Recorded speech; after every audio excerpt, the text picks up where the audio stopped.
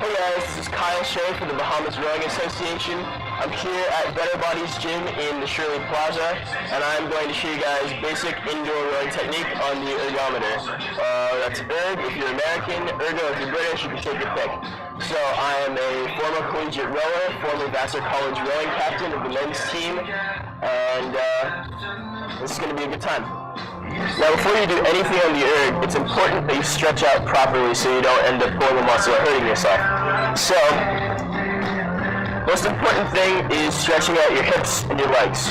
So you're going to want to stretch out your hips. 1, 2, get some hurdler stretch going on. Good stretch of your legs right here. And then you just want to go relax, nice and deep right there. So from here I'm going to show you how to actually get on the erg. So you've got a sliding seat right here, which simulates a seat in the boat. Right here you have your foot stretchers, and so come over close yourself. You want to make sure that your feet are at the top of the foot stretchers here. This simulates the foot stretchers in the boat. The feet are tied in just around the toes. So toes at the very, very top. Pull the straps just so they're snug. Now with the flywheel, you're going to want to make sure that's at about a 3 or a 4. This best simulates rowing feel on the water. Anything a little bit higher than that, I usually train at a 5 on the very, very maximum. Anything higher than that is a little unnecessary for your cardio. But some people like it at 10. Just don't hurt yourself. So this is the Concept 2 Ergometer PM3 monitor.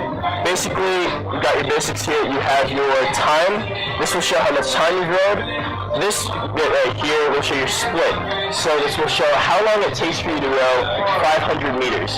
Usually for a longer distance piece, otherwise known as steady state, which is about a half hour or longer, you're going to want to keep a pace and a split that you can keep throughout the entire thing. You don't want to be jumping around in your split. I usually like to keep about a 2 minutes or 2 minutes 5 per 500 meters for a half hour or longer split. This number right here will show the total amount of meters you row for your period. Here is your strokes per minute measure. So the strokes per minute on a longer steady state piece, I like to keep between 18 strokes per minute and a 24 strokes per minute rating.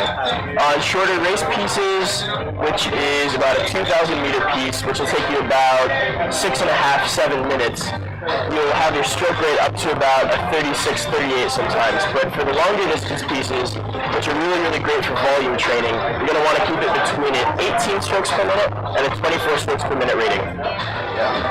So, this is the handle. Now when you're starting to warm up on the erg, you're going to stop from the finish, otherwise known as backstops.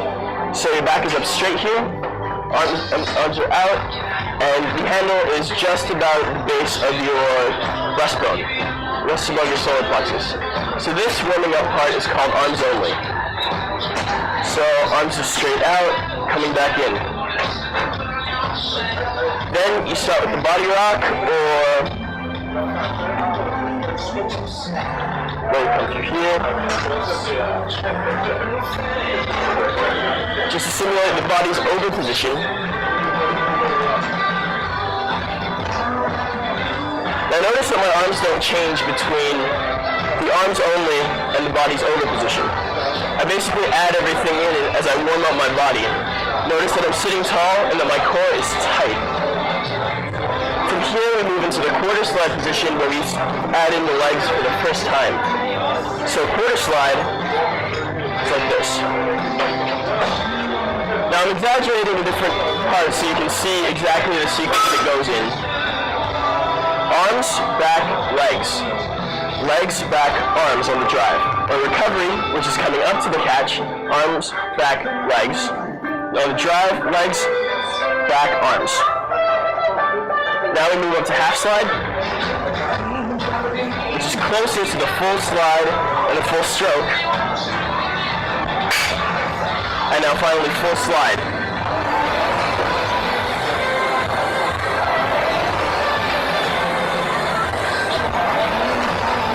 Now notice, my core is still tight, my back is up straight. Legs first on the drive, then my back, then my arms. Then my arms come back first, back and legs. Notice how I'm keeping a steady pace throughout. Right now I'm at 18 strokes per minute at a 2-minute split. Exactly.